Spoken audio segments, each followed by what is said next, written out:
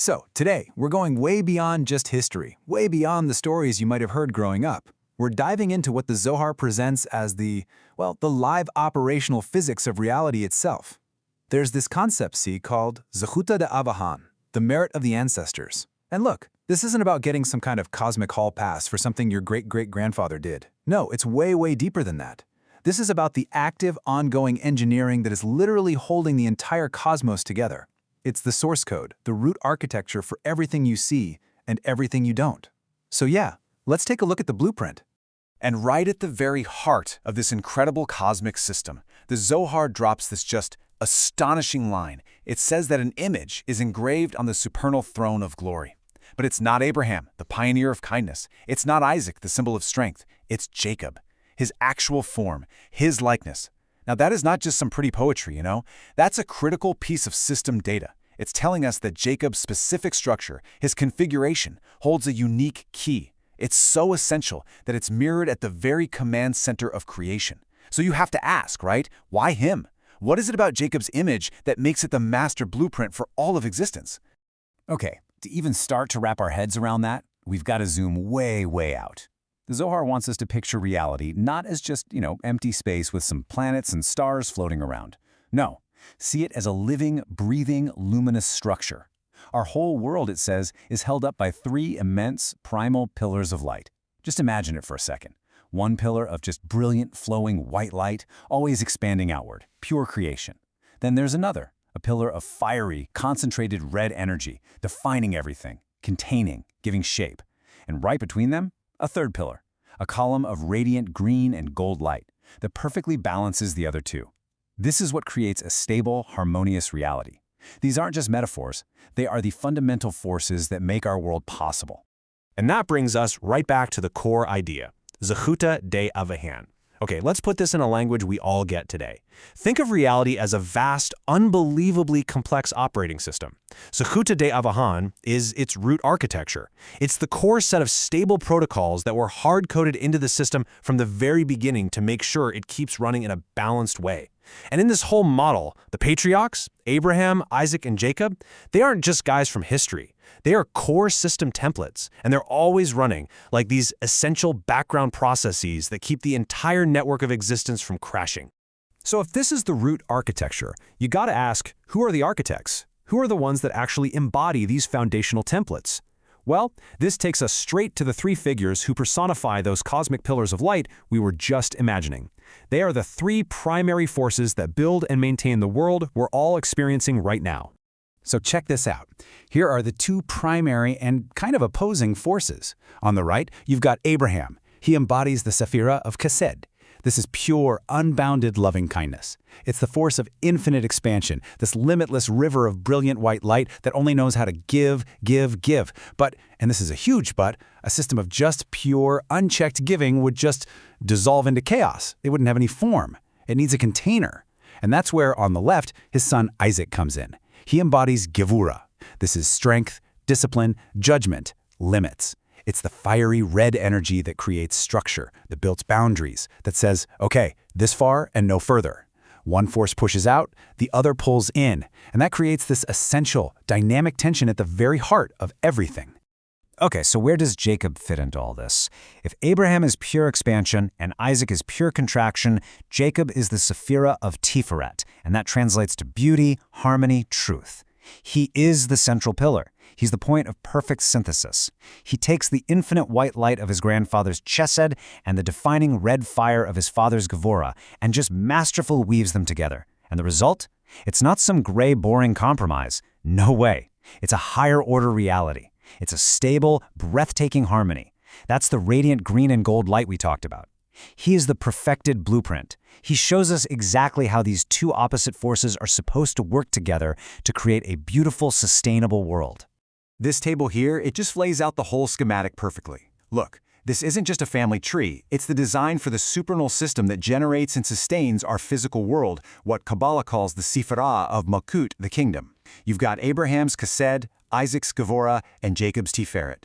Think of them as the three primary power lines that flow down and allow our reality to even exist in a balanced way. Without this trio constantly working, constantly active, the whole system would just immediately collapse into either boundless chaos or a rigid dead structure. So we've established Jacob's role as this great synthesizer, right? But the Zohar, man, it takes this a monumental step further. It's not just that Jacob created a new, balanced template. It's that, in doing so, he actually restored an ancient original blueprint, a perfected design for humanity that existed at the dawn of time, a state of being that was shattered and completely lost. And this just deepens the whole mystery. What is this original source code? The mystics call him Adam Harishon, the primordial human, and they teach that originally Adam was a perfect, unified vessel of divine light. His form was a perfect reflection of the cosmos itself, containing all souls inside of him in this state of complete harmony. So, what happened? What went wrong? And how in the world does Jacob fit into the story of fixing it? All right, this timeline, it's basically the history of everything. Let's walk through it. First, you have the original blueprint, Adam Rishon, perfect, integrated unity. Then, bam, a catastrophic event. It's called the sin, causes a system-wide fragmentation. The vessel shatters. The unified configuration is just gone, and the divine light scatters into countless sparks. And this isn't just a story about a guy and an apple. It's a cosmic event, describing a fall from unity into brokenness. The rest of this timeline is the great process of tikkun, which means repair or rectification. The patriarchs are the lead engineers on this cosmic repair job. Abraham works on gathering the sparks and restoring the right column, the chesed aspect. Isaac works on restoring the left column, Gevurah. But it's Jacob who pulls it all together. He achieves the most complete synthesis, reintegrating these broken pieces into a balanced whole that looks almost exactly like the original, perfected form of Adam. And this leads to this incredibly powerful new way of understanding a word we use all the time, memory, or zikron in Hebrew. In this divine system, memory is not passive. It's not just looking back fondly. It's an active function. So when the Zohar says that in times of trouble, God remembers Jacob or the merit of the patriarchs, it doesn't mean the Creator forgot and was like, oh, right, no. It means the system is executing a command, load a stable, uncorrupted backup. It's an active process of realigning the current, unstable state of reality with the perfected blueprint that's embodied in Jacob's form. It's a system restore, initiated from the very top, to push harmony back down through the entire network. And of course, there's a code to this, a beautiful piece of math embedded in the system. Take the number 13. In Gematria, that's the system of numerical values for Hebrew letters, 13 is the value of the word echad, which means one, and it's also the value of the word ahava, which means love. That is no coincidence in this design. It represents the system's core principle, integrated wholeness. Think about it. From Jacob, the one perfected individual, emerged the 12 tribes of Israel. So 1 plus 12 equals 13. It's this beautiful picture of unified multiplicity, how a single, perfect blueprint can generate a diverse, amazing, cohesive whole, all held together by unity and love. Now, I know this is all incredibly profound. It's deeply mystical, and it can feel really abstract, like some system running in a dimension far away from us. But the beauty of this cosmic architecture is that its core principles are scalable. We can actually understand this ancient system through very modern lenses, through analogies that make its function perfectly clear. So let's try to see this through a totally different lens. Come on, imagine for a second that all of reality is just the most epic, sprawling, massively multiplayer online game ever created. The world is huge, the lore is super deep, and the physics engine underneath it all is just unbelievably complex. Okay, so in this game, the world's stability depends on 3 legendary god-tier guardians. First, you've got Abraham. He's the ultimate white mage. He's constantly casting this massive area of effect spell of pure healing and growth. That's chesed. It makes everything grow like crazy, but it's totally chaotic, and it would crash the servers on its own. So to counter that, you need Isaac, the Red Knight. With his fiery sword of Gevurah, he defines the game's physics. He creates the hard limits, the collision detection, the rules that give the world structure and make the game actually playable.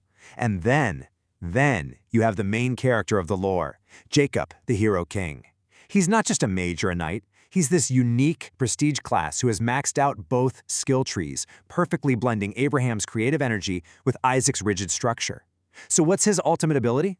Well, When the game server starts lagging, when bugs and glitches threaten a world-ending crash, the developers have a special function. They recall Jacob's perfect, uncorrupted character build. And loading his data recalibrates the entire game engine, fixes the bugs, and restores balance and order to the whole world. Or, if you think more in terms of code and systems architecture, we can reframe this ancient wisdom not as a game, but as a unified operating system for reality itself. So in this OS, Abraham's chesed functions like an open API for unbounded resource allocation. It's just a continuous, generative data stream, always pushing new potential into the system. Isaac's Gevurah, that's the system's kernel. It enforces the fundamental rules, it manages memory allocation, and it ensures process containment, preventing the whole system from failing because of one runaway process. And Jacob's Tiferet, that's the central processor. Its unique function is to perfectly integrate the generative output from the chesed API with the structural integrity enforced by the Gevurah kernel. This is what creates stable, functional, and beautiful applications. And his design isn't just another part, it's the master reference architecture. When the system gets unstable or corrupted, a diagnostic is run against Jacob's original perfect design, and that state of harmony gets propagated throughout the entire system to restore optimal function.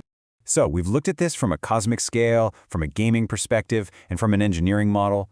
But the most profound truth, the real secret of this entire system, is that this grand blueprint, it isn't just external. It isn't just running the universe out there. It's also in here. It is the blueprint for the human soul.